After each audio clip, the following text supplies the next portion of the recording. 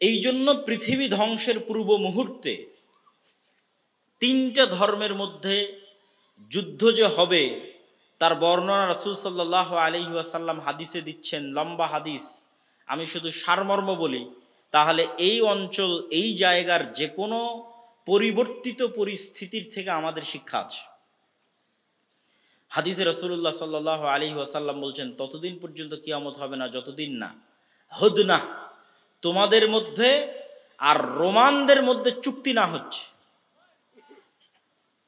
তো Roman empire, যে Roman এম্পায়ারের রাজধানী ছিল আজকের তুরস্কের ইস্তাম্বুল, ওমর রাদিয়াল্লাহু তাআলা আনহুর আমলে, উমাইয়া খেলাফতের আমলে, আব্বাসী খেলাফতের আমলে মুসলমানেরা কোনো দিন তুরস্ক বিজয় করতে পারেনি। তুরস্ক বিজয় হয়েছে উসমানীয় খেলাফতের আমলে, তুরস্ক বিজয় হয়েছে। এই জন্য আজ মনে হয় তুরস্ক ইসলামী রাষ্ট্র, কিন্তু আসলে তুরস্ক ছিল খ্রিস্টানদের হেডকোয়ার্টার, রোমান এম্পায়ারের হেডকোয়ার্টার। এবং হাদিসের ভাষ্য বলছে হয়তো আবারও তুরস্ক মুসলমানদের হাতছাড়া হতে পারে, কেননা কিয়ামতের পূর্ব মুহূর্তে আল্লাহ নবী বলছেন ফাতহে কুস্তান্তনিয়া, কনস্টান্টিনোপল বিজয় হবে, ইস্তাম্বুল বিজয় হবে। ইস্তাম্বুল তো এখনই মুসলমানদের হাতে আছে, তাহলে কিভাবে মুসলমানেরা বিজয় করবে কিয়ামতের পূর্ব মুহূর্তে? তো আমি যেটি বলছিলাম যে এই জেরুজালেমের গুরুত্ব বোঝানোর জন্য, যে কিয়ামতের পূর্ব মুহূর্তে রোমান খ্রিস্টানদের সাথে মুসলমানদের চুক্তি হবে, চুক্তির ভিত্তিতে রোমান খ্রিস্টান এবং মুসলমানেরা এক তৃতীয় পক্ষের বিরুদ্ধে যুদ্ধ করবে। সেই তৃতীয় পক্ষ কারা হবে? সম্ভাব্য ইহুদিরা হতে পারে, আরো অন্য কেউ হতে পারে, কিন্তু সমূহ সম্ভাবনা আছে যে তৃতীয় পক্ষ হবে ইহুদিরা। রোমান খ্রিস্টান আর মুসলমানেরা একত্রিত হয়ে তাদের বিরুদ্ধে যুদ্ধ করবে এবং এই যুদ্ধে বিজয় হবে। এই যুদ্ধে বিজয় হওয়ার পর একজন খ্রিস্টান এভাবে ক্রুশ উত্তোলন করে বলবে যে ক্রুশের বিজয় হোক, বা ক্রুশের কারণে আমরা বিজয়ী হয়েছি। তখন আরেক মুসলমান লাফ দিয়ে উঠে সেই ক্রুশকে ভেঙে দিবে। যখন আরেক মুসলমান লাফ দিয়ে উঠে ক্রুশকে ভেঙে দিবে, তাকবীর ধ্বনি দিবে, তখন খ্রিস্টান এবং মুসলমানের যে চুক্তি হয়েছিল চুক্তি লঙ্ঘন হয়ে তারা মুখোমুখি দাঁড়িয়ে যাবে যুদ্ধের জন্য। যখন খ্রিস্টান এবং মুসলমানেরা মুখোমুখি দাঁড়িয়ে যাবে যুদ্ধের জন্য, আর তারা উভয়ই জনবহুল, খ্রিস্টানরা আজকেও জনবহুল, সেই দিনও জনবহুল থাকবে। 80টা পতাকার অধীনে তারা একত্রিত হবে, এক এক পতাকার অধীনে 12,000 করে সৈন্যবাহিনী থাকবে। এই 80টা পতাকার অধীনে 12,000 করে সৈন্যবাহিনী নিয়ে যখন তারা একত্রিত হবে, তখন প্রায় 10 লক্ষের কাছাকাছি। তখন যে যুদ্ধ হবে, এই যুদ্ধের বর্ণনা দিতে গিয়ে রাসূল সাল্লাল্লাহু আলাইহি ওয়াসাল্লামের ভাষা অনুযায়ী দুটো বাক্য মনে রাখার মতো। একটা হচ্ছে যে একটা পরিবারে যদি 100 জন সদস্য থাকে তো 99 জন মারা যাবে, একজন বেঁচে থাকবে। একটা হচ্ছে একটা পাখি যদি আকাশে উঠতেই থাকে তো 1 মাস উঠতে থাকলেও সে লাশ ছাড়া আর কিছু পাবে না। এত ভয়ঙ্কর যুদ্ধ হবে এবং এত বেশি পরিমাণে মানুষ মারা যাবে। রাসূলুল্লাহ সাল্লাল্লাহু আলাইহি ওয়াসাল্লাম বলছেন, আমার উম্মত ওই দিন 3 ভাগে বিভক্ত হবে। এক ভাগ যুদ্ধের মাঠ থেকে পালিয়ে যাবে, এদের তওবা আল্লাহ কোনোদিন কবুল করবে না। যুদ্ধের মাঠ থেকে পালিয়ে যাওয়া কবিরা গুনাহের লিস্টে প্রায় প্রত্যেক হাদিসে রাসূলুল্লাহ সাল্লাল্লাহু আলাইহি ওয়াসাল্লাম যখন কবিরা গুনাহের লিস্ট করেছেন, শিরক করা, জেনা করা, নিরপরাধ মানুষকে হত্যা করা, সুদ খাওয়া, তখন বেশিরভাগ হাদিসে একটা বড় কবিরা গুনাহ আছে, জিহাদের মাঠ থেকে পালিয়ে যাওয়া। এটা অনেক বড় কবিরা গুনাহ। তো একদল উম্মত সেই দিন জিহাদের মাঠ থেকে পালিয়ে যাবে, এদের তওবা আল্লাহ কোনোদিন কবুল করবে না। একদল উম্মত ওই যুদ্ধে শহীদ হবে, এরা হবে পৃথিবীর সর্বশ্রেষ্ঠ শহীদ। আর আরেক দল উম্মত ওই যুদ্ধে বিজয়ী হবে, তারা আর কিয়ামত পর্যন্ত কোনোদিন ফিতনায় পতিত হবে না। আল্লাহু আকবার। যারা বিজয়ী হবে। তো এই যুদ্ধগুলো কোথায় সংঘটিত হবে? এই যুদ্ধ সংঘটিত হওয়ার যে জায়গাগুলো রাসূলুল্লাহ সাল্লাল্লাহু আলাইহি সাল্লাম বলছেন, এগুলো সব সিরিয়া, তথা সিরিয়া বলতে আমরা বুঝি ফিলিস্তিন, ইসরাইল, জর্ডান, আজকের সিরিয়া সব মিলিয়ে। তো এই যুদ্ধ সংঘটিত হবে সিরিয়াতে। আমাক এবং দাবেক নামক জায়গায় রোমানরা সেনাবাহিনী সমাবেশ ঘটাবে। এই আমাক এবং দাবেক হচ্ছে সিরিয়ার তুরস্কের সীমান্তবর্তী অঞ্চল। আর গুতা নামক জায়গায় মুসলমানদের হেডকোয়ার্টার হবে, এটা হচ্ছে দেমাস্কের নিকটবর্তী অঞ্চল। তাহলে সিরিয়ার গুরুত্ব কিয়ামতের পূর্ব মুহূর্তে সংঘটিত হওয়া প্রত্যেকটা ঘটনার সাথে আছে। এখানে আরো একটি বিষয় আপনাদের মনে রাখতে হবে, কেন সিরিয়ার গুরুত্ব আছে। এই জন্য গুরুত্ব আছে যে মক্কা এবং মদিনা ফিতনা থেকে মাহফুজ, এমনকি দাজ্জালের ফিতনা পর্যন্ত মক্কা মদিনায় প্রবেশ করবে না। তাহলে মক্কা এবং মদিনায় মারামারি হওয়ার কোনো প্রশ্নই নাই, গন্ডগোল যুদ্ধ বিগ্রহ হওয়ার কোনো প্রশ্নই নাই। এই জন্য রাজনৈতিকভাবে আর কোনো দিন রাজধানী মক্কা মদিনায় ফিরে যায়নি। খোলাফায়ে রাশিদিনের পর থেকে নিয়ে আজ পর্যন্ত, আজ 1400 বছর পার হয়ে গেছে, রাজনৈতিকভাবে কোনো শাসন আমলের রাজধানী আর মক্কা মদিনা হয়নি। কেন? ওইটা কিয়ামত পর্যন্ত ফিতনা থেকে মাহফুজ, দাজ্জালের ফিতনা থেকেও মাহফুজ। তাহলে হবে কোথায়? হবে তৃতীয় পবিত্রতম মসজিদ, তৃতীয় পবিত্রতম জায়গা, যেখানে ইবাদতের জন্য সফর করা যায়। ইবাদতের জন্য পৃথিবীর 3টা জায়গা বাদে বাকি যে কোনো জায়গায় ইবাদতের উদ্দেশ্যে সফর করলে গুনাহ হবে। কেউ যদি বলে আমি দারুল উলুম দেওবন্দ যাব, মদিনা ইসলামী বিশ্ববিদ্যালয় যাব, আজহার বিশ্ববিদ্যালয় যাব, এমনকি কেউ যদি নিয়ত করে যে আমি নবীর কবর দেখতে যাব, তাহলে কিছু নেকি পেতে পারি, এই নিয়তে যদি যাই গুনাহ হবে। মসজিদে নববীতে সালাত আদায় করব, এই নিয়তে যাবে, নেকি পাবে। মসজিদে নববীতে চলে এসেছি তাই আল্লাহর নবীর কবর জিয়ারত করব, এটা ভিন্ন কথা। কিন্তু আমার নিয়ত যে আমি মসজিদে নববীতে যাব, এই সফরে নেকি আছে। তাহলে এরকম 3টে জায়গা আছে, যে 3টে জায়গায় ইবাদতের উদ্দেশ্যে সফর করা যায়। তার 3 নম্বর জায়গা মসজিদ আকসা। আজ থেকে 80-90 বছর আগে একজন হাজি যখন ভারত, পাকিস্তান, আফগানিস্তান, বাংলাদেশ থেকে চলতো, তখন সেই হাজির পক্ষে এটি সহজ ছিল, যারা বাই রোড যাতায়াত করত অথবা যারা সমুদ্র পথে যাতায়াত করত, তারা চেষ্টা করত একসাথে 3টে মসজিদই দেখে আসতে। যেমন এখন আপনারা হজ ওমরায় গেলে 2 মসজিদ দেখেন, তৃতীয় মসজিদে কিন্তু যাওয়ার সুযোগ হয় না। এটা আল্লাহ সুবহানাহু ওয়া তাআলার পক্ষ থেকে আমাদেরকে আল্লাহ মাহরুম করে রেখেছে, বঞ্চিত করে রেখেছে উম্মতে মুহাম্মাদের গুনাহের কারণে। উম্মতে মুহাম্মাদের তাকওয়া এবং পরহেজগারিতার অভাবের কারণে তৃতীয় পবিত্রতম মসজিদ থেকে বঞ্চিত, যেখানে আমাদের পূর্বপুরুষরা সালাত আদায় করার সুযোগ পেত কিন্তু আমরা পাই না, যাওয়ার সুযোগ পেত কিন্তু আমরা পাই না। আল্লাহ আমাদের বঞ্চিত করে রেখেছে 70 বছরের বেশি কাল থেকে। সম্মানিত উপস্থিতি, এবং এই জেরুজালেমের বাবুল লুদ, লুদ নামক দরজায় ঈসা আলাইহিস সালাতু ওয়াস সালাম দাজ্জালকে হত্যা করবেন। সুতরাং এই অঞ্চলে যা সংঘটিত হবে তার গুরুত্ব সীমাহীন, অপরিসীম এবং অপরিহার্য। এখান থেকে আমাদের শিক্ষা কি? এই বিশাল ইতিহাস থেকে আমাদের শিক্ষা হচ্ছে, এই যে জেরুজালেম বা এই যে মসজিদ আকসা, মুসলমানেরা 2 বার বিজয় করেছে। একবার ওমর ফারুক রাদিয়াল্লাহু তাআলা আনহু, আর একবার সুলতান সালাহুদ্দিন আইয়ুবী রাহিমাহুল্লাহ। ওমর ফারুক রাদিয়াল্লাহু তাআলা আনহু যখন জেরুজালেম বিজয় করেন, আবু উবাইদা ইবনুল জাররাহ যখন তার নিকটে চিঠি লেখেন, 4000 সাহাবী সেই দিন উপস্থিত ছিল। কি চিঠি লেখেন? যে পাদ্রীরা চাবি হস্তান্তর করবে না আমিরুল মুমিনিন খলিফাতুল মুসলিমিন না আসলে। তো আমিরুল মুমিনিন খলিফাতুল মুসলিমিন আসছেন, অসংখ্য পাদ্রী, পৃথিবীর রোমান এম্পায়ারের সবচেয়ে বড় তীর্থস্থল জেরুজালেমের বড় বড় পাদ্রীরা বসে আছে, অনেক বড় পাওয়ারফুল জায়গা জেরুজালেম। সেই পাওয়ারফুল জায়গায় বড় বড় পাদ্রীরা বসে আছে, তারা অপেক্ষায় আছে আমিরুল মুমিনিন খলিফাতুল মুসলিমিন আসবে। আর তিনি প্রবেশ করছেন, তখন তিনি উটের রশি ধরে টানছেন। তো মানুষ তো সন্দেহে পড়ে গেছে কে খলিফা আর কে চাকর। কিন্তু আবু উবাইদা ইবনুল জাররাহ তো চিনেন যে ইনি আমাদের খলিফা। তো উনি হন্তদন্ত হয়ে ছুটে এসেছেন। আমিরুল মুমিনিন করেছেন কি? লায়ানজুরু ইলাইনার রোমান নাজরাতা কিল্লাহ, আমাদের দিকে রোমানেরা অপমানের দৃষ্টিতে তাকিয়ে আছে। দেখো মুসলমানদের নেতার অবস্থা দেখো, ঠাট্টা করছে। তখন ওমর রাদিয়াল্লাহু তাআলা আনহু বলছেন, আজ্জানাল্লাহ, আল্লাহ আমাদেরকে সম্মান দিয়েছে। আমরা ছিলাম মরুভূমির রাখাল, পৃথিবীর কেউ আমাদের চিনত না, জাহিলি যুগে কেউ আমাদের চিনত না। আর আজকে আমি ওমর জেরুজালেম বিজয় করছি, যা আমার কাছে কল্পনারও বাইরে, স্বপ্নেরও বাইরে। এই যে কল্পনা এবং স্বপ্নেরও বাইরে মরুভূমির এক রাখালকে উঠিয়ে নিয়ে এসে আল্লাহ অর্ধ পৃথিবীর শাসক বানিয়ে দিলেন।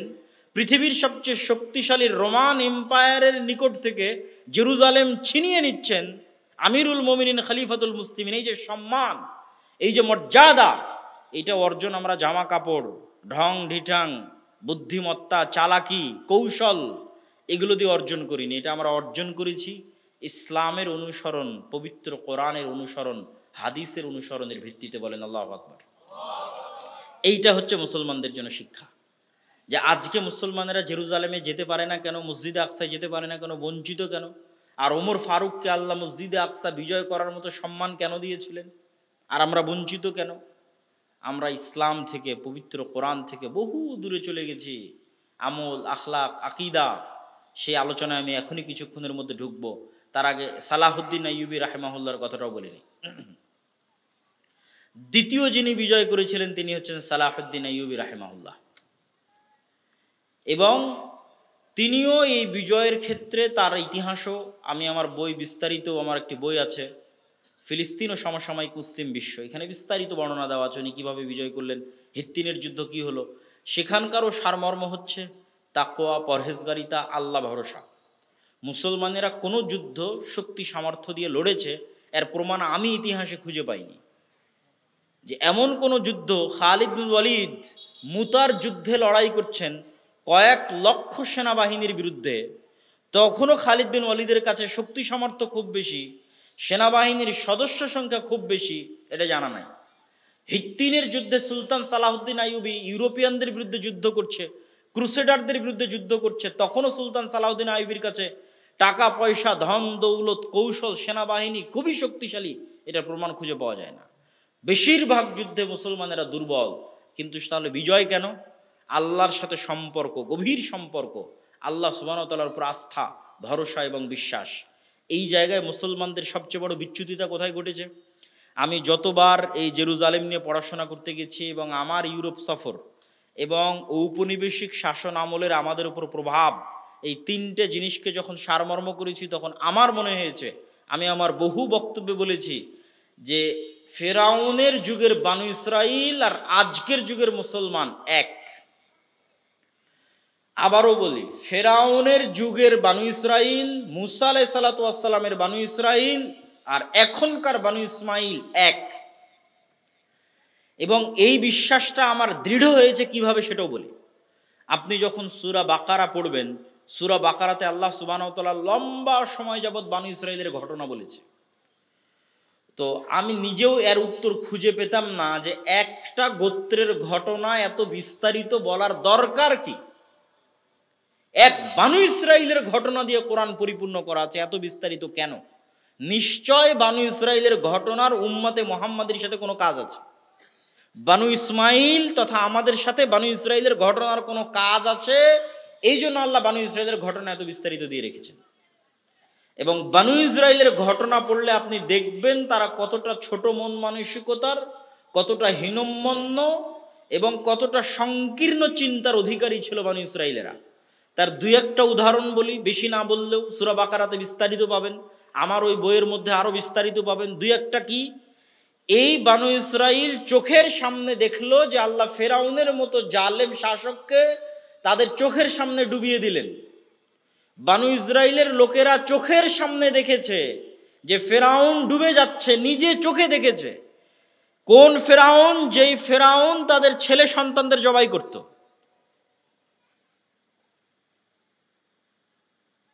ইউযাববিহুনা আবনাআকুম ওয়া ইস্তাহয়ুনা নিসাআকুম, এই সেই ফেরাউন যে তোমাদের ছেলে সন্তানদের জবাই করত, মেয়ে সন্তানদের বাঁচিয়ে রাখত।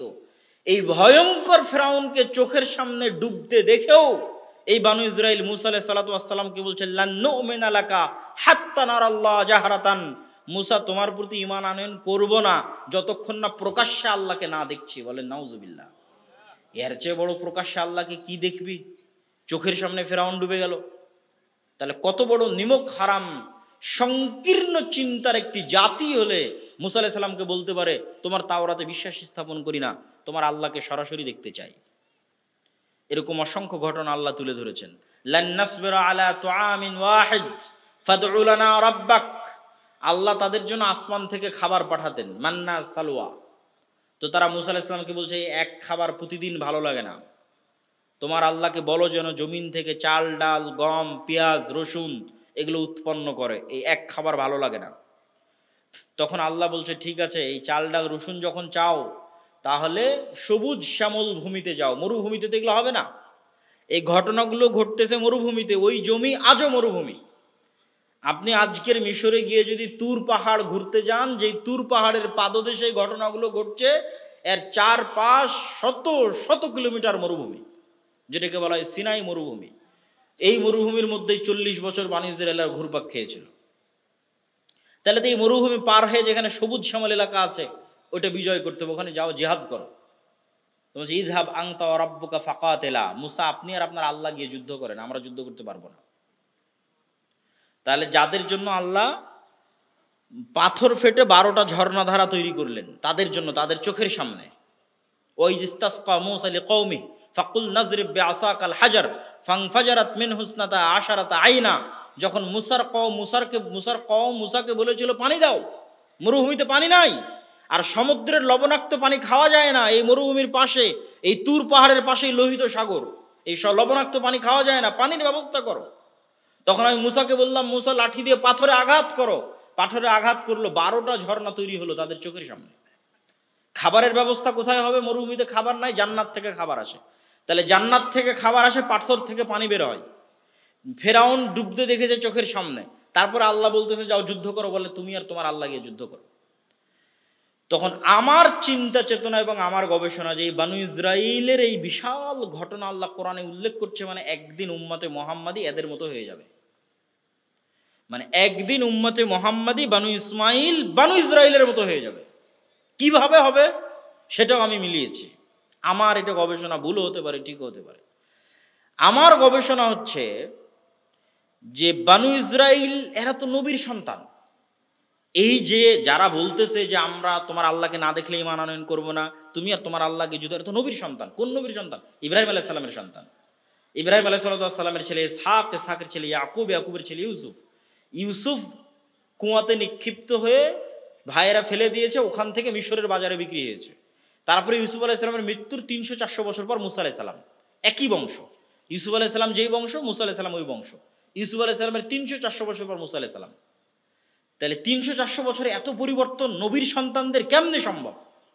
এর আর দ্বিতীয় কোনো উত্তর নাই যে ইউসুফ আলাইহিস সালামের মৃত্যুর পর ইউসুফ আলাইহিস সালামের যাদের সাথে জোট ছিল তাদের যখন পতন হয়, আর ফারাওদের যখন উত্থান হয়, তখন এরা আগের সরকার আর আগের সরকারের সাথে যাদের জোট ছিল, উভয়ের উপর জুলুমের স্টিম রোলার চালায় ফারাওরা।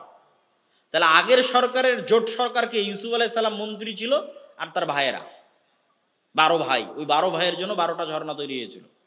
12 ভাইয়ের সন্তানের জন্য নদীতে যখন আল্লাহ বলেছিল যে সমুদ্রের রাস্তা তৈরি হও, 12টা রাস্তা তৈরি হয়েছিল ইউসুফ আলাইহিস সালামের 12 ভাইয়ের 300-400 বছর পরের পরবর্তী বংশধরের জন্য 12টা রাস্তা তৈরি হয়েছিল। আর পাথর ফেটে 12টা ঝর্ণাও বের হয়েছিল ইউসুফ আলাইহিস সালামের 12 ভাইয়ের 300-400 বছর পরবর্তী বংশধরের জন্য। এরা নবীর সন্তান। তাহলে এই 300-400 বছর ফেরাউনের গোলামি করতে করতে করতে করতে অন্তর ছোট হয়ে গেছে, আত্মমর্যাদা হারিয়ে ফেলেছে, গোলামের কোনো আত্মমর্যাদা থাকে না, নেতৃত্বের গুণ হারিয়ে ফেলেছে, মিথ্যা বলা, চুরি, ডাকাতি, দুর্নীতি, যত রকমের ধোঁকাবাজি, শঠতা, সকল কিছু গোলামি করতে করতে শিখে ফেলেছে। কেননা যখন একটা মানুষ গোলাম হয় তখন এগুলো শিখতে বাধ্য হয়।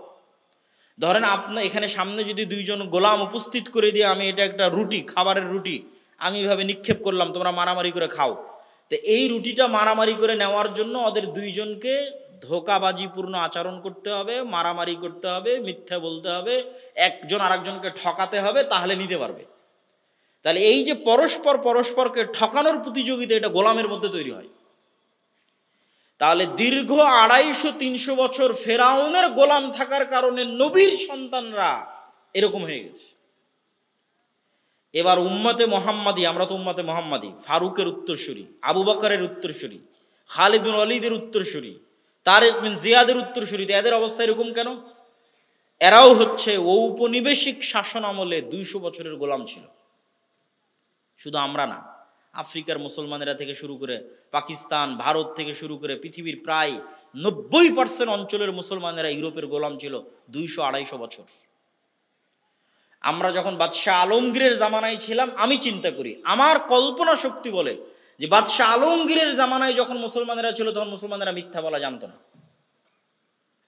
কেন? তখন রাজা বাদশাহ, তখন আত্মমর্যাদা ভিন্ন, আত্মসম্মান ভিন্ন। পুরো ভারতের 5 ভাগ জমির 1 ভাগ জমি শুধু মসজিদ মাদ্রাসার নামে ওয়াকফ আছে। তুমি মিথ্যা বলবে কেন? ধোকা দিবে কেন? মারামারি কাটাকাটি করবে কেন? কিন্তু যখন ব্রিটিশদের অধীনে 190 বছর গোলাম, তখন গোলামি করতে করতে রক্তের মধ্যে মিথ্যা ঢুকে গেছে, বানু ইসরাইল হয়ে গেছে। ধোকাপূর্ণ আচরণ, শঠতা আচরণ, দুর্নীতি প্রবেশ করে গেছে। একই অবস্থা আফ্রিকার মুসলমানদের, এবং তাদের অবস্থা আমাদের চাইতে খারাপ। কেন খারাপ? ব্রিটিশদের চাইতে জঘন্য নিকৃষ্ট কলোনি হচ্ছে ফ্রান্স, স্পেন আর ইতালির কলোনি। ইংল্যান্ডের কলোনির চাইতে নিকৃষ্ট কলোনি। আমাদেরকে তো ইংল্যান্ডেরা ন্যূনতম স্বাধীনতা দিয়ে গেছে, স্পেন এবং ফ্রান্স আফ্রিকার মুসলমানদেরকে ন্যূনতম স্বাধীনতাটুকু দেয়নি।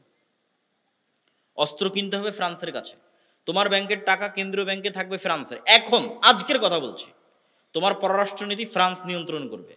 তুমি বাইরের কোনো দেশের সাথে অস্ত্র চুক্তি করতে পারবে না, কোনো পররাষ্ট্রনীতি চলবে না, সব হবে ফ্রান্স কেন্দ্রিক। এখনকার কথা বলছি, আজকের কথা বলছি। তোমার সেনাবাহিনীকে সকল ট্রেনিং দিবে ফ্রান্স। তোমার দেশের সকল খনিজ সম্পদ একমাত্র ফ্রান্স উত্তোলন করতে পারবে, বিক্রি করতে পারবে। আফ্রিকা কোটি কোটি টাকার খনিজ সম্পদের উপর ভাসতেছে, কিন্তু পুরো খনিজ সম্পদ নিয়ে যাচ্ছে কারা?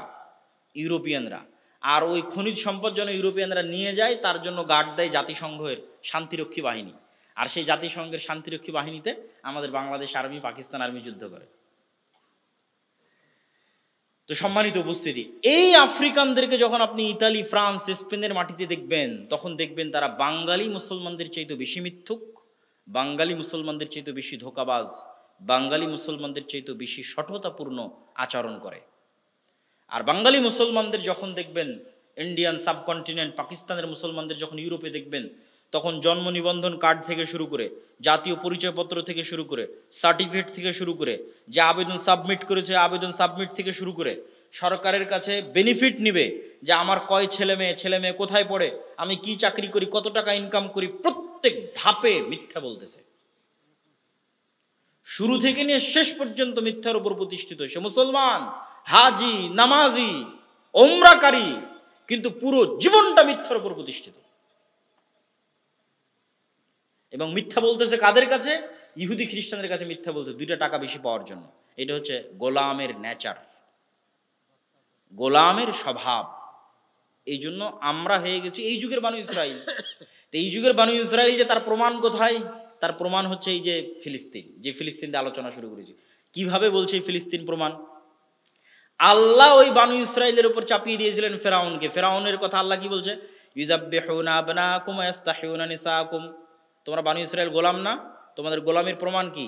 তোমাদের ছেলে সন্তানদেরকে ফেরাউন জবাই করে, মেয়ে সন্তানদেরকে বাঁচিয়ে রাখে। তো আমরা যে গোলাম, তার প্রমাণ কি? দেখো, সারা পৃথিবীর মানুষের চোখের সামনে 50,000-এরও অধিক নারী, পুরুষ, শিশুকে গত 1.5 বছরে গাজার মাটিতে হত্যা করা হয়েছে। পৃথিবীর কেউ টু শব্দ করে তাদের বাঁচাতে যায়নি। এর চাইতে বড় গোলামির প্রমাণ আর কি নেবেন? যে পুরো মুসলিম বিশ্ব যে গোলাম, এর চেয়ে বড় প্রমাণ আর লাগবে না। পৃথিবীর কোনো যুদ্ধের আইন পর্যন্ত ফলো করা হয়নি, হাসপাতাল পর্যন্ত, বিশ্ববিদ্যালয় পর্যন্ত, স্কুল পর্যন্ত কিছুই নিরাপদ থাকেনি। পুরো গাজা ধুধু মরুভূমিতে পরিণত হয়ে গেছে, মাথা গুজার মতো ঠাঁই এরকম একটা ছাদ পর্যন্ত নাই, সবাই তাঁবুর নিচে। ঠিক রোহিঙ্গারা যেভাবে তাঁবুর নিচে, সেভাবে তাঁবুর নিচে। কিন্তু সারা পৃথিবীর চোখে, সারা পৃথিবীর মানুষের চোখের সামনে হয়েছে, 57টা মুসলিম রাষ্ট্রের চোখের সামনে হয়েছে। তাহলে ওখানে ফেরাউন তাদের জবাই করার কথা আল্লাহ সুবহানাহু ওয়া তাআলা বর্ণনা করেছে। আজকের যুগের ফেরাউনেরা আজকের যুগের বানু ইসরাইলকে এভাবে হত্যা করতেছে। কেননা আজকের যুগের বানু ইসরাইলের এই যে গুণাবলী, তথা আমি আমার নিজেদেরকে বলতেছি, এই গুণাবলী থেকে উদ্ধারের উপায় কি? এই গুণাবলী থেকে উদ্ধারের উপায় হচ্ছে মুসলমানদের আনুষ্ঠানিকতা ঠিক আছে। এই জিনিসটা আল্লামা ইকবালও রিয়ালাইজ করেছেন, উনিও ওনার কবিতার মধ্যে বলেছেন। উনিও এই জিনিসটা অনুভব করেছেন ইউরোপ সফরের পর।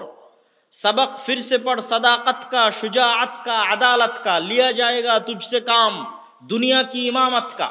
আল্লামা ইকবালও উনিও দেখেছেন পাকিস্তানের মানুষদের, বাংলাদেশের মানুষদের, আমিও দেখেছি যে তাদের মধ্যে ইসলামের আনুষ্ঠানিকতা আছে। পুরো রমজানে সাহারি ইফতারি ঠিক আছে, মসজিদ মাদ্রাসা আছে, সব কিছু আছে, ঈদের আনুষ্ঠানিকতা ঠিক আছে, জানাজার আনুষ্ঠানিকতা ঠিক আছে, সালাত, সিয়াম, হজ, যাকাতের আনুষ্ঠানিকতা ঠিক আছে, ওমরার আনুষ্ঠানিকতা ঠিক আছে, কিন্তু যেই বৈশিষ্ট্যের উপর আল্লাহ নবীদের বড় করেছেন, নবীদেরকে আল্লাহ জন্মগত যেই গুণের উপর বড় করেছেন ওই গুণটা মুসলমানদের নাই। সব নবীকে আল্লাহ জন্মগত সত্যবাদিতা এবং ন্যায়পরায়ণতার উপর বড় করেছেন। জন্মই হয়েছে এটার উপর, সত্য বলার উপর, ন্যায়পরায়ণতার উপর, আত্মমর্যাদা আত্মসম্মানের উপর, নেতৃত্বের গুণাবলী সম্পন্ন। আর আমি মনে করি এই জন্যই আল্লাহ সুবহানাহু ওয়া তাআলা মুসা আলাইহিস সালাতু ওয়াস সালামকে বানু ইসরাইলের আর 10টা ছেলের সাথে বড় করেননি। বানু ইসরাইলের আর 10টা ছেলের সাথে বড় হলে তো গোলামদের সাথে বড় হতেন, তো গোলামদের সাথে বড় হলে তো ওনারও মন মানসিকতা ছোট হয়ে যেত, ধোকা দেওয়া শিখতো, মিথ্যা বলা শিখতো।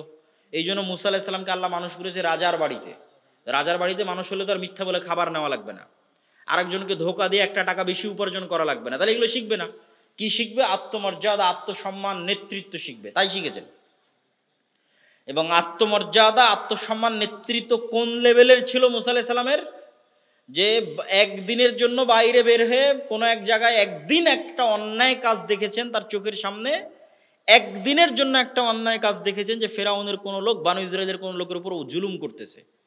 তো গোলাম হলে তো এটাকে জুলুমই মনে করতো না, আরে এটাই তো আমাদের ভাগ্যের পরিহাস, এটা আবার জুলুম কি? তো জুলুমই মনে করতো না। কিন্তু উনি স্বাধীন নেতা, নেতা হিসেবে আল্লাহ তাকে বড় করেছে। তাহলে জুলুম কেন হবে? এক থাপ্পড় দিয়েছেন ফেরাউনের লোককে, এক থাপ্পড়ে ফেরাউনের লোক মরে গেছে।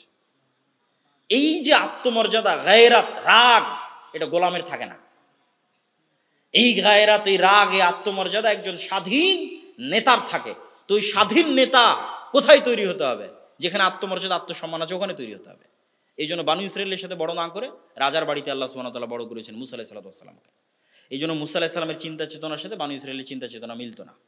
এক পর্যায়ে বিরক্ত হয়ে মুসা আলাইহিস সালাম আল্লাহকে বলছেন, এই আল্লাহ, এদের দায়িত্ব আমি আর নিতে পারবো না। উনি একজন স্বাধীন চেতা, আত্মমর্যাদার অধিকারী মানুষ হিসেবে গোলামদের দায়িত্ব কতদিন পালন করবে? সম্মানিত উপস্থিতি, তাহলে মুসলমানদের সব ঠিক আছে নাই কি? ওই যে না আল্লামা ইকবাল বলছে, সাবাক ফিরছে পার সাদাকাত কা, নতুন করে সত্য বলা শিখো।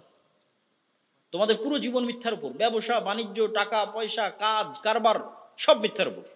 বাংলাদেশের গত 16 বছরে যারা এসপি, মন্ত্রী, এসি ল্যান্ড, ওসি, ডিসি যে যে পর্যায়ে দায়িত্ব পালন করেছে তার অন্তত 90% বেশি হবে এই যে এই সমস্ত জালসার সভাপতি, বিশেষ অতিথি, আর অন্তত 80% বেশি হবে একবার হলো ওমরা করেছে। কিন্তু ওর দায়িত্বের জায়গায় সবচেয়ে বড় মিথ্যুক, ওর দায়িত্বের জায়গায় সবচেয়ে বড় ধোঁকাবাজ এবং দুর্নীতিবাজ। এটাই গোলামের স্বভাব, এই জন্য গোলাম।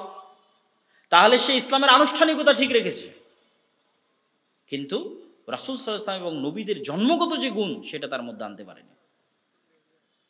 এই জন্য রাসূলুল্লাহ সাল্লাল্লাহু আলাইহি ওয়াসাল্লাম বলছেন, সাবআতুন ইউদিল্লুহুমুল্লাহ ইয়াওমা লা দিল্লা ইল্লা দিল্লু, 7 শ্রেণীর মানুষকে আল্লাহ সুবহানাহু ওয়া তাআলা আরশের বিশেষ ছায়া দিবেন, তার 1 নম্বরে থাকবে। আরো তো 6টা আছে, থাকবে, সমস্যা নেই, সবাই ভালো, সবাই উত্তম কাজ করেছে, তাদেরকে আল্লাহ সম্মান দিবে। কিন্তু সিরিয়ালে 1 নাম্বার, তাহাজ্জুদ গুজারকে পেরিয়ে, নফল সিয়াম পালনকারীকে পেরিয়ে, নফল সিয়াম পালনকারীকে পেরিয়ে 1 নম্বরে হচ্ছে ইমামুন আদিল, সত্যবাদী, ন্যায়পরায়ণ, সৎ, দায়িত্বশীল। আমি অন্তত আমার জায়গা থেকে বলতে পারবো যে এই সত্যবাদিতা এবং ন্যায়পরায়ণতা সরকারি সেক্টর বহু দূরে থাক, আমাদের মতো যারা আলেম ওলামা, যারা মসজিদ মাদ্রাসা ইসলামী দল সংগঠন পরিচালনা করছি তাদের মধ্যেও নাই।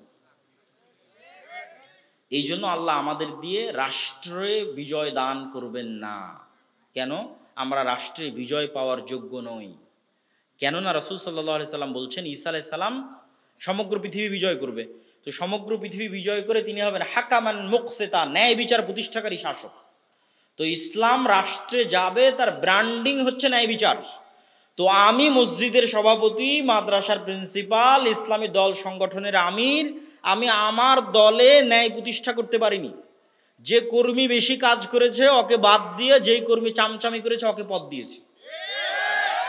তাহলে আমি আমার দলে ন্যায় প্রতিষ্ঠা করতে পারিনি, তার মানে আমাকে যদি আল্লাহ রাষ্ট্রের দায়িত্ব দেয় তাহলে গত 16 বছর যা দুর্নীতি হয়েছে তার চেয়ে বেশি দুর্নীতি হবে। তাহলে আমি হচ্ছে নেতা হওয়ার অযোগ্য, দায়িত্বপর, কিসের যোগ্য? গোলাম হওয়ার যোগ্য। এই সমস্ত গুণাবলী কাদের? গোলামদের।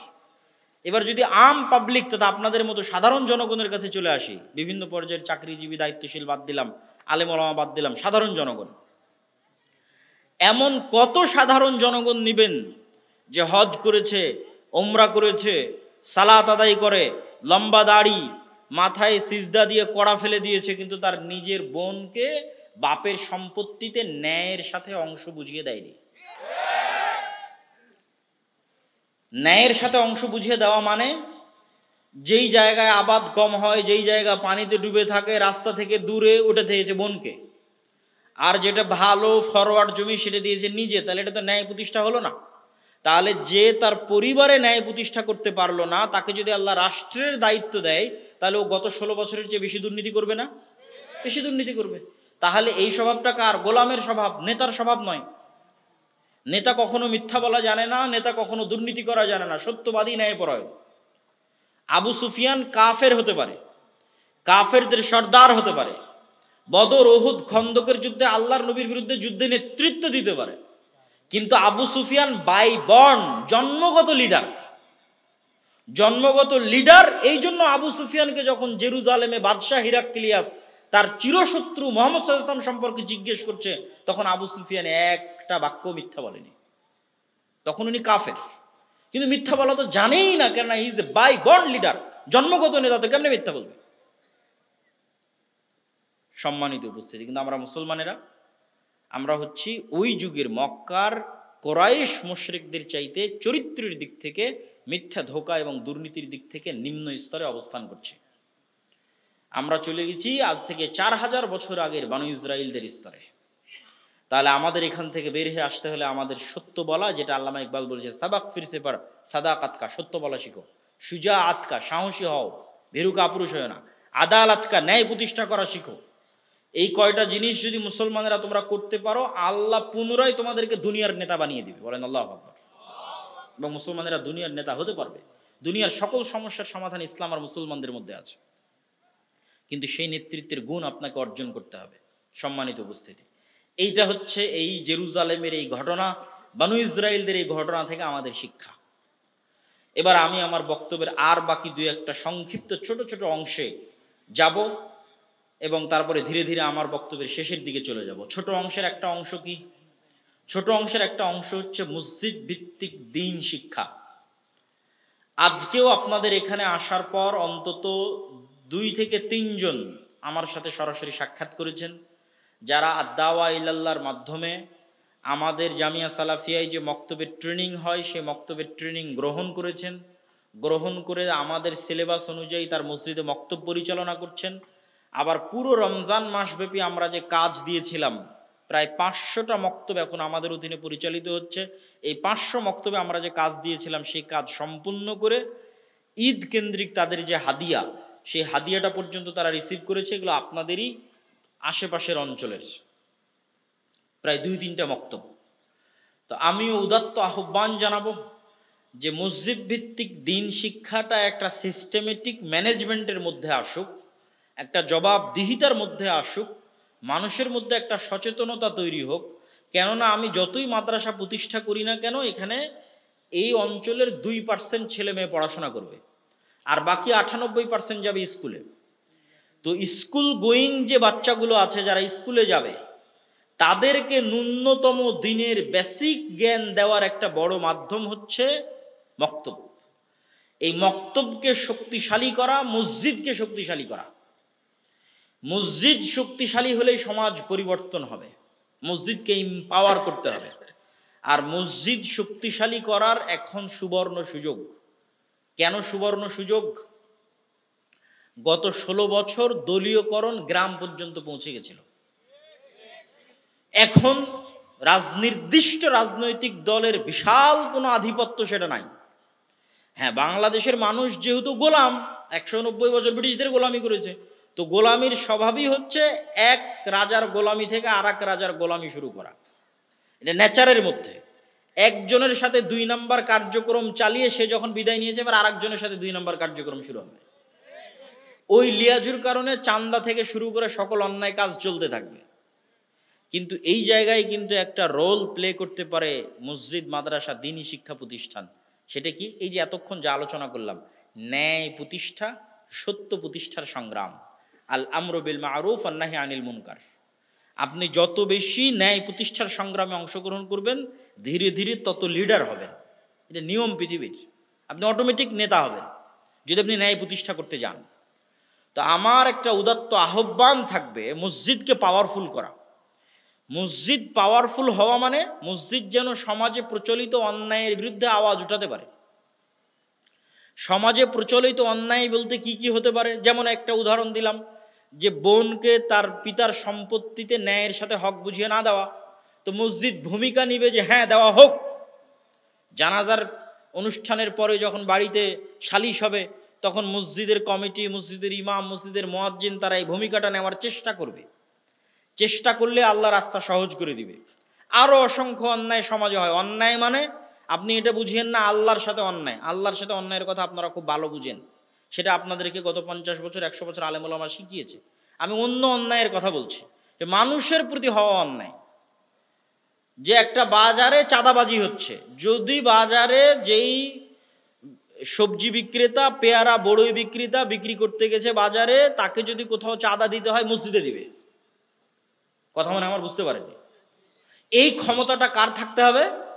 মসজিদের থাকতে হবে। এই ক্ষমতাটা মাদ্রাসার থাকতে হবে। এইটা চেষ্টা করলেই পারা যাবে, ন্যায় প্রতিষ্ঠার আন্দোলন। কিন্তু এটা চেষ্টা করাও কঠিন, কেননা অসংখ্য মানুষের বিভিন্ন জায়গায় স্বার্থ জড়িত। তখন ওই স্বার্থ জড়িত জায়গাগুলোতে সে আপনাকে হেল্প করবে না। কিন্তু আপনি যদি বলেন না আমি রাষ্ট্রে ইসলাম প্রতিষ্ঠা করতে চাই, গোড়া থেকে শুরু করতে হবে। মসজিদ যত শক্তিশালী হবে রাষ্ট্রে তত দ্রুত ইসলাম প্রতিষ্ঠা হবে। গণতন্ত্র দিয়ে রাষ্ট্রে কোনোদিন ইসলাম প্রতিষ্ঠা হবে না। এটা পরীক্ষিত কথা বলছে, আবেগের কোনো বক্তব্য নয় যে আমি একটা আবেগময় বক্তব্য ছেড়ে দিলাম আপনারা ঠিক বললেন। জি না, এটা একদম পরীক্ষিত। কেন পরীক্ষিত?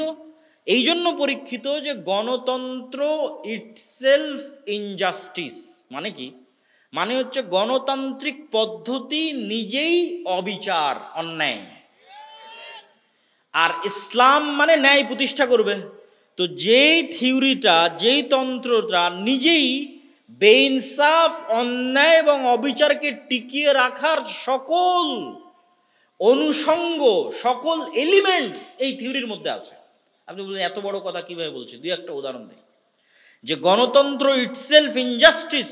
গণতন্ত্র কখনোই পৃথিবীতে ন্যায় বিচার, জাস্টিস প্রতিষ্ঠা করতে পারবে না। অতীতে পারেনি, ভবিষ্যতে পারবে না। পারবে না গণতন্ত্র। আমি ইসলাম প্রতিষ্ঠা করতে বলিনি, খুব মনোযোগ দিয়ে শুনবেন। গণতন্ত্র পৃথিবীতে ন্যায় বিচার প্রতিষ্ঠা করতে পারবে না। গণতন্ত্রের মেকানিজমের মধ্যে নাই ন্যায় বিচার প্রতিষ্ঠা। কিভাবে নাই? ধরেন গণতন্ত্র বলতেছে আমি জনগণের শাসন প্রতিষ্ঠা করব। তো জনগণের শাসন প্রতিষ্ঠা করবে, প্রার্থী মনোনয়ন দিচ্ছে কে? রাজনৈতিক দল, জনগণ না। রাজনৈতিক দল যাকে প্রার্থী মনোনয়ন দেবে জনগণকে তার মধ্যে একজনকে বেছে নিতে হবে। গেল এক নাম্বার। তাহলে প্রার্থী মনোনয়নে কি হচ্ছে? যোগ্য ব্যক্তি প্রার্থী মনোনয়ন পাচ্ছে না, প্রার্থী মনোনয়ন বাণিজ্য হচ্ছে। ইনজাস্টিসের শুরু। টাকা দিয়ে প্রার্থীতা কিনে পাওয়া যাচ্ছে। একজন অযোগ্য, চোর, বাটপার, দুর্নীতিবাজ দলকে বেশি পরিমাণে টাকা দিয়েছে, দলকে মনোনয়ন দিয়ে দিয়েছে। আর এক কোথায় যায়, আর এক জায়গায় ইনজাস্টিস হচ্ছে। এটা ছাড়া গণতন্ত্র চলতেই পারবে না। সেটা কোন জায়গায়? এই বিশাল যে ভোট ক্যাম্পেইনিং, মার্কেটিং, বিশাল যে ভোট মার্কেটিং ক্যাম্পেইন করতে হবে, এত হাজার হাজার কোটি টাকা বাংলাদেশের 80% জনগণ যারা হচ্ছে মধ্যবিত্ত, নিম্নবিত্ত, তাদের বাপ দাদার ক্ষমতা নাই যে এত হাজার হাজার কোটি টাকা তাদের পকেট থেকে দিবে। তাহলে কে দেয় এত হাজার হাজার কোটি টাকা? দেশের সবচেয়ে বড় দুর্নীতিবাজ ব্যবসায়ীরা এই হাজার হাজার কোটি টাকা দিবে। তাহলে দেশের সবচেয়ে বড় দুর্নীতিবাজ 100 ব্যবসায়ী ওই সমস্ত রাজনৈতিক দলগুলোকে টাকা দিবে তাদের নির্বাচন লড়ার জন্য। ইনজাস্টিসের শুরু। তাহলে যেখানে একটা দল বিক্রি হয়ে গেছে দুর্নীতিবাজ ব্যবসায়ীর কাছে, সেখানে কোশ্চেন কালো জাস্টিস প্রতিষ্ঠা হবে না। এই জন্য গণতন্ত্র পৃথিবীতে কোনোদিন জাস্টিস প্রতিষ্ঠা করতে পারেনি, ভবিষ্যতেও পারবে না, আজও পারবে না। আমি ইসলাম প্রতিষ্ঠা করার কথা বলছি না। ন্যায় বিচার প্রতিষ্ঠা করতে পারবে না, এটা নাই গণতন্ত্রের মধ্যে। প্রকৃত গণতন্ত্র কেমন হতো? প্রকৃত গণতন্ত্র কেমন হতো? আমি প্রকৃত ইসলাম বলিনি। প্রকৃত গণতন্ত্র কেমন হতো? আখিলার মানুষকে বলে দিলাম, আখিলার মানুষ যদি একসাথে একত্রিত হয়ে এই কওমি হাফিজিয়া মাদ্রাসা চালাতে পারে, আখিলার মানুষ যদি একসাথে একত্রিত হয়ে এরকম 10টা 5টা স্কুল কলেজ চালাতে পারে, তো আখিলার মানুষ, ময় মুরব্বীরা একসাথে বসে তাদের গ্রামের নেতা ঠিক করতে পারে না? কোনো ভোট ছাড়া, কোনো মনোনয়ন ছাড়া, কোনো নির্বাচন ছাড়া, কিছুই ছাড়া আখিলার গ্রামের মানুষ এক জায়গায় একত্রিত পরামর্শের ভিত্তিতে বলতে পারে না আমার গ্রামের নেতা অমুক? পারে না? পারে না? অনেক সহজ। যখন আখিলার মানুষ এক জায়গায় একত্রিত বলবে আমার গ্রামের নেতা অমুক, তো এই ইউনিয়নে কয়টা গ্রাম আছে? সব গ্রামের মানুষেরা ভোট, নির্বাচন, ক্যাম্পেইন, রাজনৈতিক দলের মনোনয়ন আর ওই সমস্ত দুর্নীতিবাজ ব্যবসায়ীদের কোটি কোটি টাকা ছাড়াই গ্রামের মানুষ এক জায়গায় একত্রিত হবে আমার গ্রামের নেতাই। এবার এই গ্রামের নেতারা একত্রিত হয়ে পরামর্শ করে বলবে আমাদের ইউনিয়নের নেতাই, ইউনিয়ন নেতারা একত্রিত পরামর্শ করে বলবে আমার উপজেলার নেতাই, উপজেলার নেতা একত্রিত পরামর্শ করে বলবে আমার জেলার এমপি অমুক, জেলার এমপিরা একত্রিত পরামর্শ করে বলবে আমার দেশ চালানোর জন্য সবচেয়ে যোগ্য ব্যক্তি অমুক। এ হলো প্রকৃত গণতন্ত্র। এটা হতে দিবে কেউ? কোনোদিন হতে দিবে না। এটা হলো তো সব ব্যবসা বাণিজ্য ধ্বংস। ইসলাম হচ্ছে পরামর্শের ভিত্তিতে নেতা নির্বাচনের কথা বলে, আর পরামর্শের ভিত্তিতে নেতা আসলে যোগ্য নেতা আসতেই হবে। তার প্রমাণ হচ্ছে বর্তমান সময়। বর্তমান যারা সরকার আছে এরা কি নির্বাচনে দাঁড়িয়ে ক্ষমতায় এসেছে? নির্বাচনে দাঁড়িয়ে ক্ষমতা আসে। ছাত্ররা পরামর্শ করেছে যে এই দেশ চালানোর সবচেয়ে যোগ্য ব্যক্তিকে। এই যে পরামর্শে যখনই বসবেন তখন মানুষ নিজেকে বাদ দিয়ে ভাবে। মানে আমরা যদি আজকে 4 জন মিলে এখানে পরামর্শ করি, তখন আমি নিজেকে বাদ দিয়ে ভাববো যে এই জালসাটা পরিচালনা করতে যোগ্য ব্যক্তিকে, তখনই যোগ্য ব্যক্তি চলে আসবে। আর যখনই গণতন্ত্র আসবে তখন বলবো এই আমি সভাপতি, কে কে আমাকে ভোট দিবা। বিভেদ শুরু, গন্ডগোল শুরু, মারামারি শুরু, দুর্নীতি শুরু, অন্যায় শুরু, অবিচার শুরু। গত 16 বছর কিসের শাসন ছিল? গণতন্ত্রের শাসন ছিল। কিসের শাসন ছিল? গণতন্ত্রের শাসন ছিল। তাহলে গত 16 বছর যদি ফ্যাসিজম হয়, তাহলে ফ্যাসিজমের জন্য 1 নাম্বার দায়ী গণতন্ত্র নিজে। এই হচ্ছে গণতন্ত্রের সবচেয়ে বড় রহস্য, যে গণতন্ত্রের নামে 16 বছর জুলুম করা যায়, আবার গণতন্ত্রের নামে নির্বাচনের নামে সবচেয়ে যোগ্য ব্যক্তিকে সরিয়ে ফেলার দাবিও করা যায়। দেশ পরিচালনার যোগ্য ব্যক্তিকে গণতন্ত্রের নামেই সরানো যায়, আর গণতন্ত্রের নামেই 16 বছর দেশে জুলুম করা যায়। এই জন্য গণতন্ত্র পৃথিবীর সবচেয়ে ব্যর্থ সিস্টেম, সবচেয়ে অযোগ্য, অকেজ, অচল সিস্টেম পৃথিবী পরিচালনার, তার নাম গণতন্ত্র। যতদিন মুসলমানের এই গণতন্ত্রের সাথে থাকবে ততদিন গোলাম হয়ে থাকতে হবে। কেন? গণতন্ত্র নিজেই গোলামি শিক্ষা দেয়। গণতন্ত্র কিভাবে গোলামি শিক্ষা দেয় আমি বলেছি। গোলামের নেচার কি? গোলামের নেচার মিথ্যা বলা, ধোকা দেওয়া, দুর্নীতি করা। তো গণতন্ত্র করলে তো ধোকা, মিথ্যা, দুর্নীতি না করলে তো গণতন্ত্র চলবে না। তাহলে গোলামির কালচার অব্যাহত রাখার জন্য কি রাখা লাগবে? গণতন্ত্র রাখা লাগবে, যাতে মুসলমানদের মধ্যে কিসের কালচার অব্যাহত থাকে? গোলামির কালচার অব্যাহত থাকে। একটাও যাতে আত্মমর্যাদা সম্পূর্ণ, মাজা সোজাওয়ালা, ব্যক্তিত্ব সম্পূর্ণ, সত্যবাদী, ন্যায়পরায়ণ একটা সন্তানেরও যাতে জন্ম না হয়, এই জন্য এদের গণতন্ত্র এদের উপর চাপিয়ে দাও। সব মিথ্যা বলবে, মিথ্যা বলা শিখবে, ধোকা দেওয়া শিখবে, দুর্নীতি করা শিখবে, গোলাম হবে। এই কালচার কন্টিনিউ রাখবে, অব্যাহত রাখবে হচ্ছে গণতন্ত্র। সম্মানিত উপস্থিতি, যেখান থেকে এই জায়গায় আসলাম সেটা হচ্ছে মসজিদকে শক্তিশালী করতে হবে। মসজিদ শক্তিশালী হলে, মসজিদ অন্যায়ের বিরুদ্ধে আওয়াজ উঠালে, একটা স্থানীয় মেম্বার, চেয়ারম্যানের চাইতে মসজিদের যোগ্য ব্যক্তির ক্ষমতা বেশি থাকবে। এটা অস্বাভাবিক কিছু নয়। শুধু ন্যায়, নিষ্ঠা, ইনসাফের সাথে, আত্মমর্যাদা, আত্মসম্মানের সাথে অন্যায়ের বিরুদ্ধে আওয়াজ ওঠে, যে কোনো অন্যায়। আল আমরু বিল মারুফ ওয়ান নাহি আনিল মুনকার। আর মসজিদ শক্তিশালী করার 1 নম্বর প্রজেক্ট হচ্ছে মক্তব, মসজিদ শিক্ষার কাজ চালু করা, মসজিদে লাইব্রেরি চালু করা। এবং আরও একটা প্রজেক্ট আমরা নতুন নিয়ে আসছি, মসজিদ কেন্দ্রিকই সেটা চলবে, সেটা হচ্ছে করজে হাসানা। আমাদের এটা ওই সমস্ত মসজিদেই চলবে যে সমস্ত মসজিদ আমাদের থেকে ট্রেনিং নিয়ে মসজিদগুলোতে মক্তব পরিচালিত হচ্ছে, সেই মসজিদগুলোতেই এই করজে হাসানা প্রজেক্ট চলবে। করজে হাসানা প্রজেক্টটাও মসজিদকে শক্তিশালী করার একটা মাধ্যম। এটা আমরা নতুন ঘোষণা দিয়েছি এই রমজানে, এবং এখন থেকে ঈদের পর থেকে এটার কার্যক্রম শুরু হবে। সুদমুক্ত ক্ষুদ্র ঋণের যে প্রজেক্ট, এটাও মসজিদ থেকে চলবে। ওই মসজিদ থেকে চলবে যেখানে আমাদের অধীনে মক্তব পরিচালিত হচ্ছে, প্রশিক্ষণপ্রাপ্ত সিলেবাস অনুযায়ী, যাতে ওই মসজিদটা পাওয়ারফুল হয়, তার সমাজে শক্তিশালী হয় এবং সমাজ থেকে অন্যায় অনাচার দূরীভূত করতে সহযোগিতা রাখে। বক্তব্যের শেষ অংশ হচ্ছে মা এবং বোনদের জন্য। আমাকে অনুরোধ করা হয়েছে যেন আমি মা এবং বোনদের উদ্দেশ্য কিছু বলি। এখানে অনেক মা এবং বোন উপস্থিত আছে। মা এবং বোনদের উদ্দেশ্যে প্রথম কথা হচ্ছে, এই আলোচনার সারমর্ম শুধু ছেলে মানুষদের জন্য নয়, মেয়ে মানুষদের জন্য। কিভাবে কাজে লাগবে আমি বুঝিয়ে বলি। এমন কোনো ফ্যামিলি নাই যেই ফ্যামিলিতে শাশুড়ি এবং বউয়ে ঝগড়া নাই, যায় ননদে, যায় যায় 2 ভাইয়ের বউয়ে, ভাইয়ের বউ এবং নিজের বোনের মধ্যে গন্ডগোল নাই। তাহলে এগুলো সব গন্ডগোলের সমাধান কোথায়? সবার মধ্যে যখন নেতৃত্বের গুণ বিরাজ করবে এবং ন্যায় প্রতিষ্ঠাকারী, সত্যবাদী হবে, পৃথিবীর সব গন্ডগোল শেষ হয়ে যাবে। তাহলে ন্যায় প্রতিষ্ঠা করা, সত্যবাদী হওয়া শুধু ছেলেরা শিখবে না, মা এবং বোনদেরও শিখতে হবে।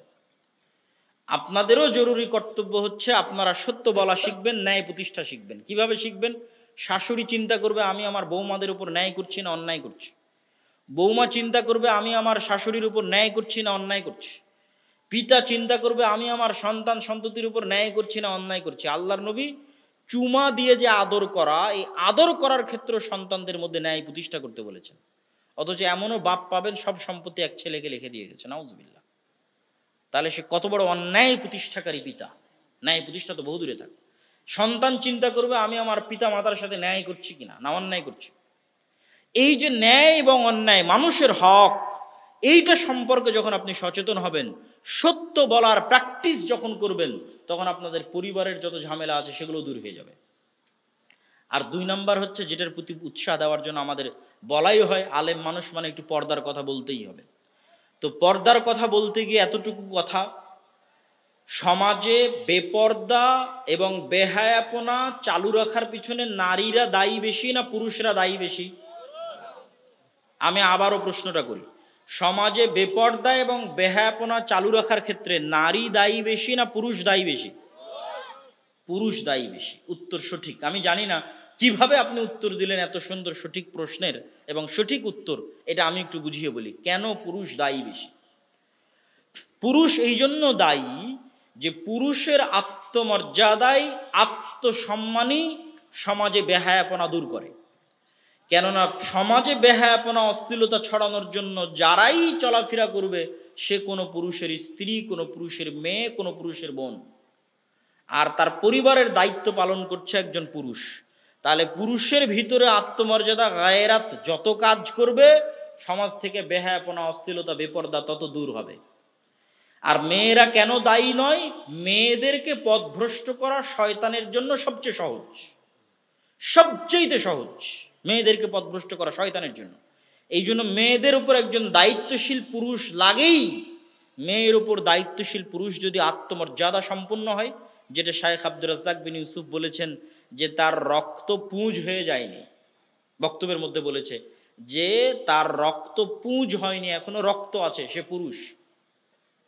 আর এটাই রাসূলুল্লাহ সাল্লাল্লাহু আলাইহি ওয়াসাল্লাম বলছেন, লা ইয়াদখুলুল জান্নাতা আদ-দায়ুস। শুকুরের চর্বিকে আরবিতে বলা হয় দিয়াসা, শুকুরের চর্বি। আর শুকুর হচ্ছে পৃথিবীর সবচেয়ে বেহায়া নিকৃষ্ট প্রাণী, যে আরেক শুকুরের নিতম্ব চাটা আরেক শুকুরের জন্য অপছন্দনীয়, ঘৃণিত কোনো কাজ নাই। আর সবচেয়ে অপরিষ্কার নিকৃষ্ট জায়গায় বসবাস করা, পেশাব পায়খানা উচ্ছিষ্ট ভক্ষণ করা শুকুরের জন্য কোনো ঘৃণিত, নিন্দনীয় কাজ নয়। এটা তার রক্তের মধ্যে ঢুকে আছে। এই বেহায়াপনা, বেপর্দা, বেলেল্লাপনা শুকুরের রক্তের মধ্যে ঢুকে আছে, এই জন্য শুকুর হারাম। তাহলে যখন মানুষের রক্ত আর মানুষের রক্ত নয়, শুকুরের রক্ত হয়ে গেছে, তো মানুষের রক্ত যখন শুকুরে পরিণত হয়ে গেছে মানুষ, তখন তার স্ত্রী, তার মেয়ে, তার বোন বেপর্দা হয়ে চললেও সে লজ্জাবোধ করবে না। এই পুরুষ হচ্ছে শুকুরের রক্তে রঞ্জিত হয়ে গেছে, শুকুরের চর্বিতে তার চর্বি পরিণত হয়ে গেছে, এই পুরুষ জান্নাতে যাবে না। তাহলে সমাজে বেহায়াপনা টিকিয়ে রাখার জন্য পুরুষ দায়ী। পুরুষদেরকে হতে হবে আত্মমর্যাদা সম্পন্ন, ব্যক্তিত্ব সম্পন্ন। এবার আপনাকে আর একটা গোপন তথ্য বলি, এটার সত্য মিথ্যা আমি জানি না, আমার মনে হয় তাই বলছি। কোনো সায়েন্টিফিক্যাল ডকুমেন্ট আছে সেটাও নয়, কিন্তু আমার মনে হয় এটা সত্য। সেটা কি? যখন পুরুষের মধ্যে ব্যক্তিত্ব কমে যায়, আত্মমর্যাদা কমে যায়, তার স্ত্রীকে যখন সে বেপর্দা অবস্থায় চললেও বাধা দেয় না, তার মেয়েকে বেপর্দা অবস্থায় চললেও বাধা দেয় না, উপদেশ দেয় না, তার বোনকে বেপর্দা অবস্থায় চললেও বাধা দেয় না, উপদেশ দেয় না, তথা পুরুষের মধ্যে যখন ব্যক্তিত্ব, আত্মমর্যাদা কমে যায়, তখন এই স্বভাবটা হচ্ছে মেয়েলি স্বভাব। তথা পুরুষের মধ্যে যত পরিমাণে আত্মমর্যাদা কমতে থাকবে, তত ধীরে ধীরে মেয়েলি স্বভাবের দিকে ট্রান্সফার হতে থাকবে। সে একজন আলফা মেল, মহাপুরুষ নয়। আর পুরুষের মধ্যে আত্মমর্যাদা, ব্যক্তিত্ব, তার স্ত্রী কন্যার বিষয় যত বাড়তে থাকবে, ও তত পৌরুষত্বের শক্তিতে বলিয়ান হতে থাকবে, আলফা মেল হতে থাকবে। আর ওখান থেকে যত কমতে থাকবে, তত সে মেয়েলি একজন পুরুষের স্বভাবে পরিণত হতে থাকবে। ঠিক তার বিপরীত দিকে একটা মেয়ে যত কম পুরুষের সাথে উঠা বসা করবে, মেলামেশা করবে, তত তার মধ্যে নারীত্বের স্বভাব, নারীত্বের লজ্জা, নারীত্বের কোমলতা, নারীত্বের নম্রতা, ভদ্রতা তার মধ্যে বেশি বিরাজ করবে। আর একটা মেয়ে যত বেশি পুরুষের সাথে উঠা বসা, কথাবার্তা, মেলামেশা করবে, ধীরে ধীরে সে তত পুরুষ হতে থাকবে। মানে পুরুষের মতো কর্কশ, পুরুষের মতো কঠিন, পুরুষের মতো বেহায়া, পুরুষের বেহায়া বলতে মানে বেপর্দা, পুরুষের মতো বেপর্দা, ধীরে ধীরে সে পুরুষ হতে থাকবে। এবার এই দুটোর কম্বিনেশন যখন মিলবে, তথা এমন একজন পুরুষ যে আসলে পুরুষ নয়, মেয়েলি স্বভাবের অধিকারী, সে বিবাহ করেছে এমন একজন মেয়েকে যে আসলে মেয়ে নয়, মানে তার মধ্যে নারীত্বের কোমলতা নাই, নারীত্বের নম্রতা নাই, নারীত্বের লজ্জা নাই, সে প্রচুর পরিমাণে পুরুষের সাথে মেলামেশা করেছে, উঠা বসা করেছে, তাহলে ও তো ধীরে ধীরে পুরুষের স্বভাবে চরিত্রবান হয়েছে। তাহলে এই পুরুষ যার মধ্যে মেয়েলির স্বভাব বেশি, ওই মেয়ে যার মধ্যে নারীর স্বভাব কম, এরা যখন স্বামী স্ত্রী হিসেবে হবে এবং এদের যখন সন্তান হবে, ওই সন্তান হবে LGBTQ এর অনুসারী। LGBTQ এর অনুসারী মানে আজকের বিশ্বের শয়তানের সবচেয়ে বড় এজেন্ডা হচ্ছে সমকামিতার এজেন্ডা, তথা ওর পক্ষে পুরুষ হওয়া সম্ভবই নয়। সুলতান সালাউদ্দিন আইয়ুবী, তারেক বিন জিয়াদ আর মোহাম্মদ বিন কাসিমের মতো সাহসী বীর পুরুষ জন্ম নিবে অসম্ভব। LGBTQ এর অনুসারী পুরুষও নয়, নারীও নয়, এরকম তৃতীয় লিঙ্গ হিজড়ার জন্ম হবে। তার মানে বাস্তবে হিজড়া সেটা বলিনি, স্বভাবে, নেচারে বীর পুরুষের জন্ম হওয়া সম্ভব নয়, মুজাহিদের জন্ম হওয়া সম্ভব নয়। জন্ম কখনই সম্ভব যখন একজন সত্যিকার পুরুষের সাথে একজন সত্যিকার নারীর বিবাহ হবে, তখন সত্যিকার পুরুষ আর সত্যিকার নারীর ফলে, তাদের ফল থেকে যে সন্তান তাদের গর্ভে আসবে, ও হবে আরাক মহাবীর পুরুষ। মানে আরাক সুলতান সালাউদ্দিন আইয়ুবী, তারেক বিন জিয়াদ, সামনে অন্যায় দেখলে উড়িয়ে দিবে, মাথা নত করে মেনে নিবে না। ওই সন্তান তো লাগবে। তো সেই সন্তান লাগার জন্য, নিয়ে আসার জন্য এগুলো বেহায়াপনা, বেলিল্লাপনা থেকে বেরিয়ে আসতে হবে। মা এবং বোনদেরকেও বেরিয়ে আসতে হবে, আমাদের সমাজকেও বেরিয়ে আসতে হবে।